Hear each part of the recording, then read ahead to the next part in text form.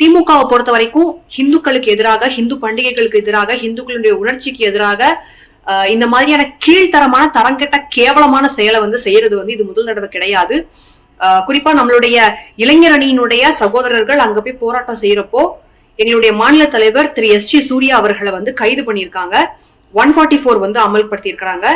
இந்த அளவிற்கு ஹிந்துக்களை பார்த்தாலே உடம்புல எல்லாம் அலர்ஜி வர்ற அளவுக்கு இந்த திராவிட முன்னேற்ற கழகமான இந்த தீய சக்தி, ஒரு கேவலம் கெட்ட ஆட்சி நடந்துகிட்டு இருக்குது.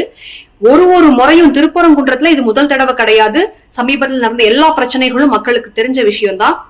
இவ்வளவு போராட்டங்கள் இந்துக்கள் கையில எடுத்ததுக்கு அப்புறமும் திரும்ப திரும்ப இந்துக்களுடைய உணர்ச்சியில விளையாடுறதே இந்த தீய சக்திகளுக்கு வேலையா இருக்குது. குறிப்பா இந்த திமுகங்கிற இந்த கேவலங்கட்ட ஆட்சியில இதை விட கேவலமா இந்த ஆட்சியும் இந்த முதலமைச்சரும் இறங்க முடியாது.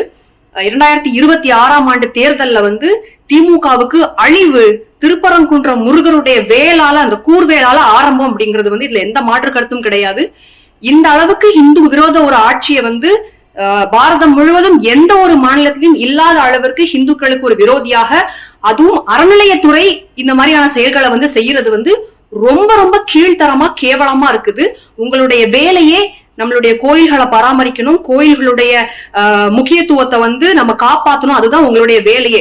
சொத்தை அபகரிக்கிறதுல மட்டும் குறியா இருக்கக்கூடிய நீங்க ஹிந்து சம்பந்தப்பட்ட ஹிந்து கலாச்சார விஷயங்களை இப்படி எதிர்க்கிறது அசிங்கத்திலயும் அசிங்கமா இருக்குது.